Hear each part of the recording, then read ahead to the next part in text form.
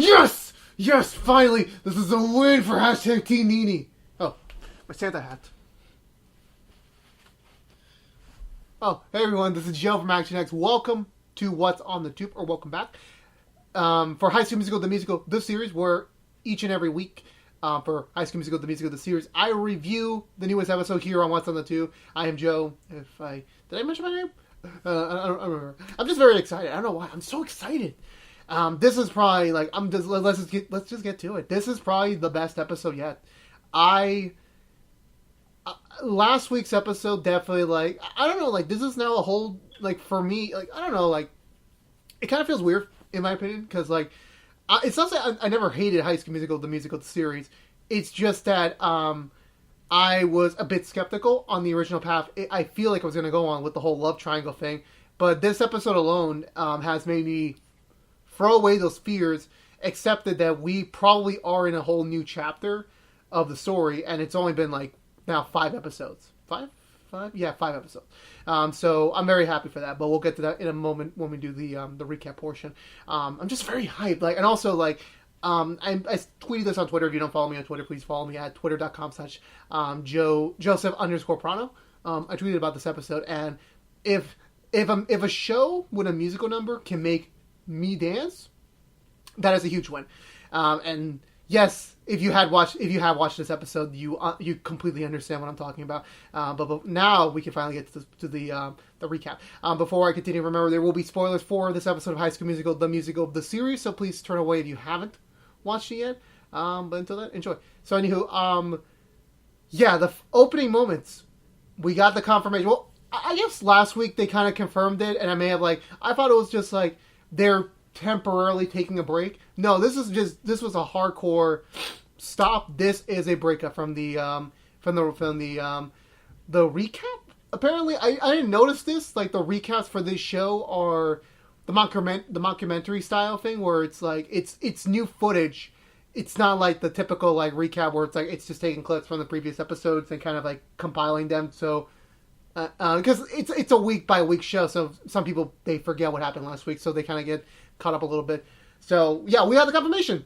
EJ and Nini are no more. So now we are officially on the train for hashtag Team Nini. I'm so fucking happy. Now again, I don't like love triangles. I was not supportive of any side when the whole show started 5 weeks ago. I was not at all. I wasn't. And the fact that they were able to like say, yeah, we agree. Yeah, they're going in the direction where even Nini said about like she's going to try now focus on herself for once. She's like, yes, yes, yes. This is exactly what you need. And I feel like right now, like besides EJ, every other character in the show is moving in the right direction for the betterment of my opinion or not. And yeah, so the recap portion definitely made me excited. Like, holy freaking Lula. Now, will they actually bring back the love triangle? Because apparently I saw the preview image for the next episode. Who freaking knows? I mean, after this episode, anything's on the table. But I'm just so happy right now that at least, hopefully, Nini's going to stick with the whole, I'm going to try and become my own person.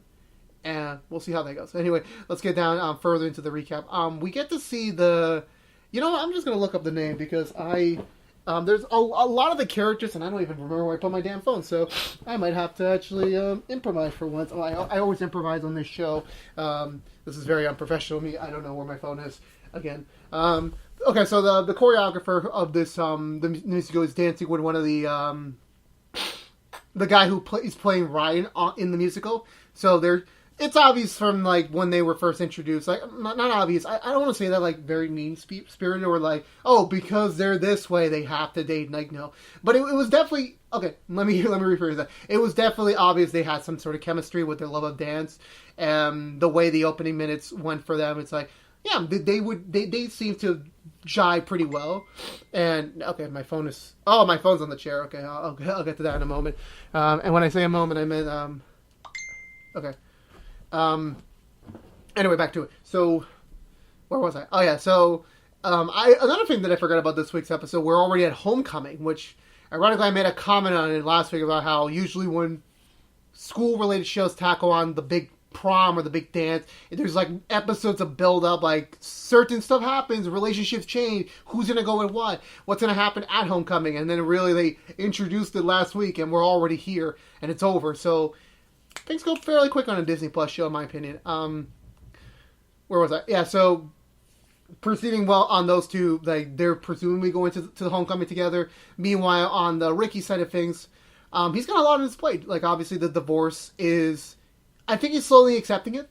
I mean, again, like I said last week, like I definitely had some, I definitely felt for Ricky because I've been through that in my life. It does take a little time, though. It was kind of weird that it was only like it's just a week. I mean, I'm sure he's probably going through it with it on his own level, on his own pace. He's not in the moment of like I'm going to like cry and be depressed for the rest of the season. I mean, I'm not saying it's a horrible thing when your parents divorce. It's just in my books, like I obviously felt off about it for I think about 3 months, and it was kind of fast. I mean, his dad is obviously taking it worse than I was expecting it. Plus, it just seemed like, considering the fact that these two were already prepared for this moment, like to come, like even before the show began. So I guess that's why Ricky's more easier on like the whole like we got to keep going forward sort of thing. And the mom's already off. She's not in this episode. It's already been a week since the last episode, so they're already like moving forward a little bit. So we get to that. We do get another confirmation from Nene that, yeah, she's broken up with AJ, it's over, and she's trying to flush her homecoming dress down the drain, which, no offense, well, I don't know their financial status, or her family's financial status or anything, but a homecoming dress is not cheap. It's not cheap. And you're just flushing your parents' hard money down the toilet. Not your smartest move, Nene. But I'm still hashtag Nene, whatever. But Nene and her best friend, Courtney, they kind of they want to skip out on homecoming, kind of like do a girls' night thing. And guess who decides to come along? That's right, teacher Jennifer. She's coming along for the ride, which initially I was like, oh no, this is going to be cringe-worthy as hell. Like we got the powerful moment in the beginning of the episode where Nene said, no more guys who can control me. I'm my own person. And then this at the turn, I'm like, God damn it. I'll take the victory. I'll take any victory I can get in this world anymore. And so I think from there, where did we come? No, we go back. So we head back to Ricky's place. His dad is obviously a feeble mess. You know, ordering Chinese takeout, ordering pizza, just not taking a shower. I wonder why he's sleeping on the couch. I mean, the mom's already moved out, so why doesn't he sleep back in his bed? That's kind of weird, but okay, never mind. I guess the couch is comfortable or whatever. I've actually not slept on my new couch yet. So I'll definitely be testing that out at some point in the near future. But back to the show. Ricky's actually imploring his dad to like kind of get back out there, rejoin civilization. You know, keep working because we don't need Ricky to be on the streets. And the dad's actually like listening for once, like unlike other dads that are like, "No, I'm just gonna do my own thing." You know, because again, people handle breakups, divorces fairly differently.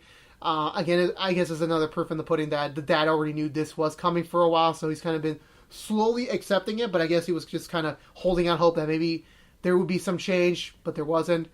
But anyway, so let's. Where do we go from there? Where did we already jump to homecoming? That was fairly. No, did we? I forgot. There wasn't that many scenes in like the school. This episode did not progress anything on the musical front. This was morely another character piece episode, which I really am digging. Like last week's episode really pushed the characters in a couple new directions, and this one really continued that. Obviously, next week we're going to have to jump back to the musical aspect and the drama surrounding it. I'm just really hoping they carry those elements over from these last two episodes to it. But back to the recap or whatever.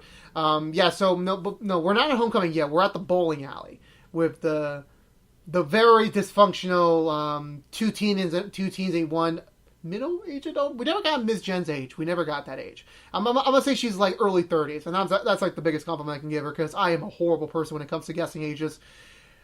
Okay, I had to breathe a little bit.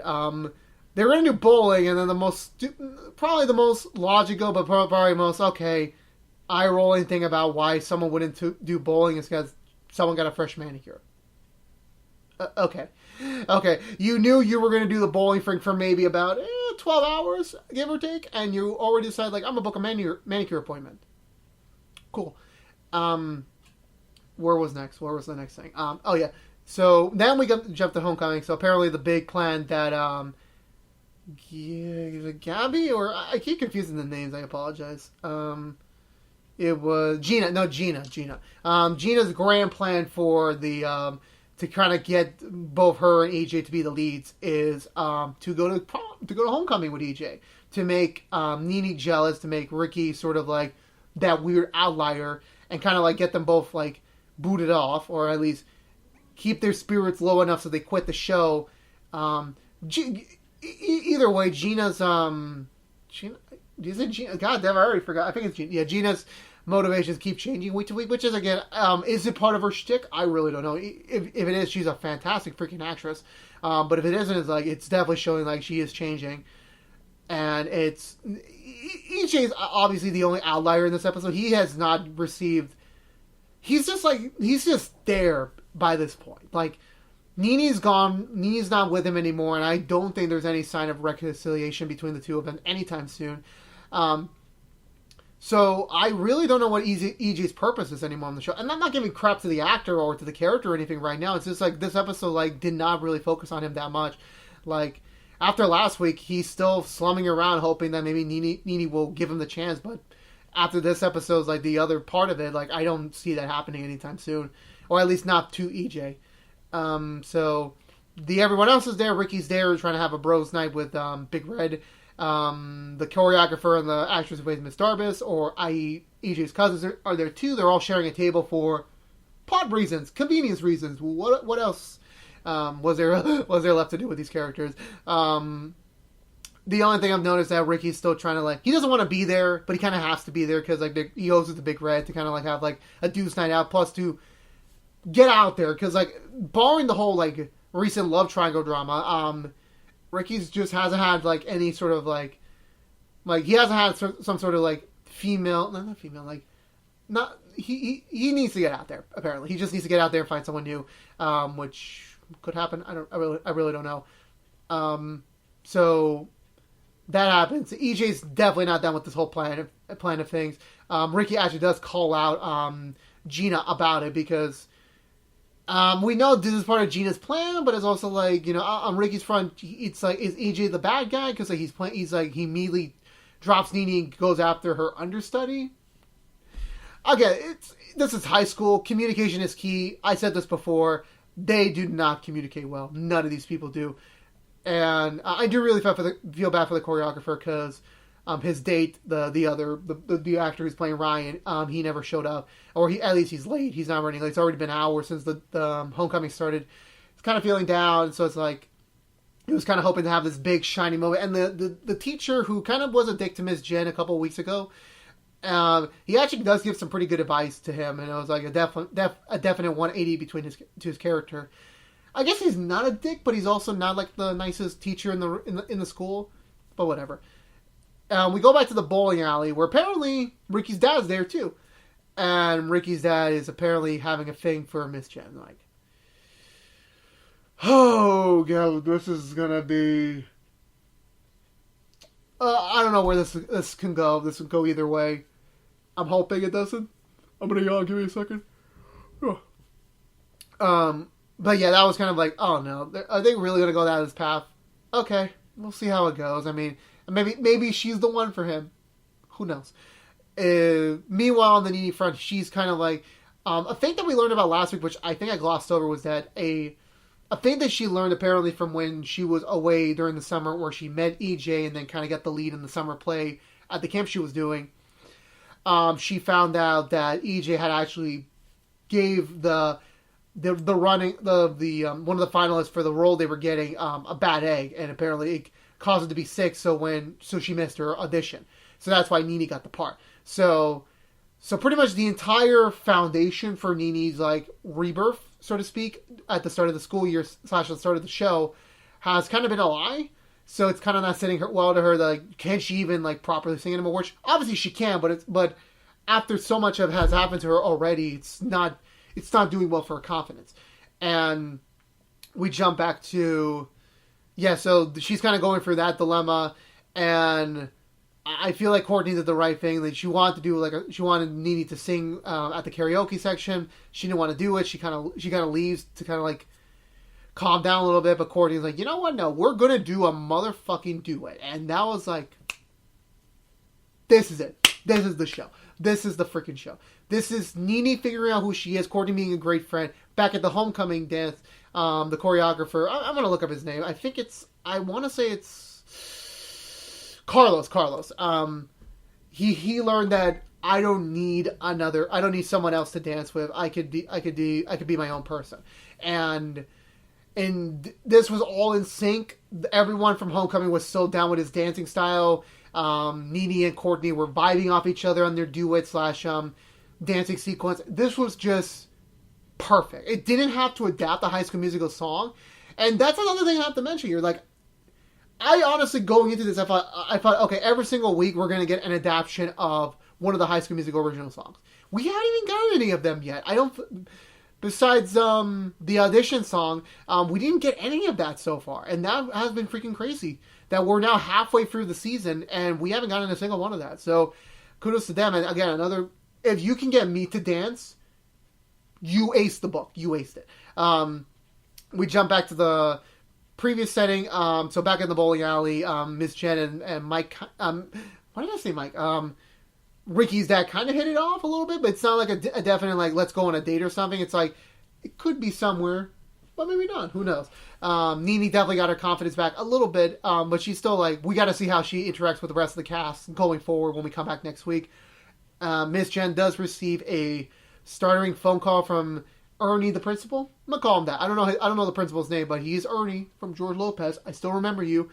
I'm going to just call him Ernie, the principal. He said, meet me in my office first thing in the morning. So did the other teacher kind of expose Jen already? Or what's going on? Like, something happened? Again, the promo for next week was very short, very brief, so it doesn't really give much context to what's going to happen next week. Back in the homecoming dance, Carlos's date actually does show up. Apparently he lives on a farm, so he has bad reception / a cow escaped. Okay, seems plausible. They share a nice, sweet dance. Each is just there. He's just, like, sitting around, like, everyone's getting all these cool moments, this cool development, and I'm just sitting here. Like, it's not that I feel sorry for him, but it's definitely that, he's just, what is he doing anymore? Like, I'm really curious to see where we come back next week with his character, because definitely his character took a backseat for everyone else's development. Ricky actually goes to apologize to Gina for his outburst / trying to figure out, like, because EJ and Gina actually had like a little tense, like, moment. Apparently, probably EJ didn't want to go along with her plan anymore. She was kind of, like, bummed out, disappointed, and she actually spilled punch over his shirt, I believe, which is the most typical prom / dance thing to do. But anyway, Ricky does give Gina a ride home, and they do share a moment of, like, commonality, because they're having some family problems. Now, we don't know what Gina's family problems are. That's kind of left vague. Maybe we'll figure out in the next few weeks. And I think Gina is starting to. I don't know if these are like, Gina just feels like the Sharpay type. Like, she's just trying to get what she wants. Is this all going to end in, like, a major twist by the end of the show, by the end of the season? I don't know. Or does she have legitimate feelings for Ricky? Again, I don't know. Now, again, there's a part of me where it's like, well, maybe I do want Ricky and Nene to be together. Maybe they are at the end, but it's like, at this point, I want Nene to focus on herself, and if Ricky does want to pursue something else, like, again, and Ricky's another interesting situation, because, like, the last week's episode ended, he was about to kiss Nene again, and now here he got a kiss from Gina, and his facial reaction definitely showcased, like, there might be something more here than I thought. But where would that lead? We don't know. That's kind of where we end off the episode. And yeah, again, this was probably the best episode of the season so far. It definitely pushed things to a new direction where I'm legitimately excited for the second half. Like, where are they going to take this further with the characters? Where are they going to take Nene next, Ricky next? What the hell are they going to do with EJ? Like, EJ's kind of like, his whole purpose was, like, be Nene's new boyfriend and kind of, like, be the typical forward in the heroic male protagonist aside, even though this is all an ensemble show, but whatever. What is his purpose moving forward? Like, what is he going to do? Because, like, is he going to try and fight for Nene? Is he going to try and get payback on Ricky? Or is he just going to be there? Who knows? I mean, he's on the poster of the damn show. They better have a pretty big step for him next. I don't know. Is Gina actually honest? Is she actually, like, Or is this all facade? I don't know. We'll have to figure out next week. Anywho, 2 thumbs up in my book. Definite win. I can't wait for next week. Oh, next week's going to be... Woo-wee, such a big week now. Like, today it's all been good news on the TV front. I'll get to the more on that in a moment. But yeah, that's going to do it for me for this one. So if you want to know what's coming up on What's in the Tube in the long run, so here's a few things. So next week on the overall spectrum, we are wrapping up The Rookie and Nancy Drew for the winter. We're on their mid-season finales. So if you care about any of those shows, or maybe you're coming along from that ride too, and you want to go along in this ride, that doesn't make sense, but guess what? That is. Next week's the last week for the 2019 session. We'll be back in 2020 for that. So it'll be bittersweet to take a break with those stories for now. And obviously, if you're a High School Musical, the series, personally, we'll be back next week with the next episode, which I really can't wait for. I'm excited now because the reason why I see next week's going to be such a big week is that for me, it's like, and some of the stuff doesn't relate to the TV side of it or What's on the Tube, and specifically, we have the Rookie mid-season finale, we have Nancy Drew's mid-season finale, we have Mother freaking Crisis on Infinite Earths, which I am not officially confirming this just yet. I am 95% certain I will be doing a What's on the Tube episode on the first 3 hours of Crisis with some special guests. I can't confirm that yet. The plans have not been set in stone yet. But most likely or not, that is going to happen. That's going to take over the Wednesday time slot coming up. So stay tuned for that. And we'll see how like in that we go. I got a PlayStation State of Play next week to watch. I got Game Awards to watch.